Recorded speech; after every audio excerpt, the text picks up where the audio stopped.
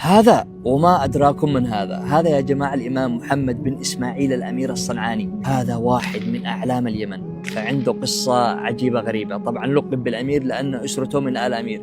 إيش الفرق بينه وبين غيره من العلماء؟ هذا الأمير يا جماعة حفظ القرآن والتفسير والفقه والحديث، فكان ما يحب يقلد أي عالم تقليد نسخلص، لا، كان مجتهد.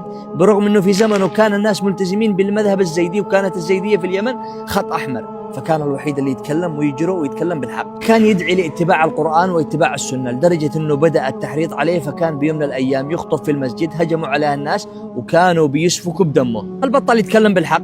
هل بطل عن الدفاع عن دين الله سبحانه وتعالى؟ لا والله، واصل واستمر وكتب عدة كتب، منها كتاب سبل السلام وتطهير الاعتقاد وتوضيح الأفكار. كان يا جماعة عنده عادة غريبة، كان كلما عطروها الناس يصلي على رسول الله. الناس استغربوا، يا إمام هل هذه سنة؟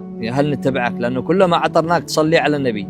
هل نقلدك؟ قال لهم كلمات تكتب بماء الذهب. قال: يقولون عند الطيبة تذكر أحمد، فهل عندكم سنة فيه تؤثر؟ فقلت لهم: لا، إنما الطيبة أحمد فاذكروه، والشيء بالشيء يذكر. رحمة الله عليه. وتوفي هذا الأمير سنة 1181 للهجرة، ومات فقير ولا معه ريال، غنيا بالعلم وثابت على مبدأه.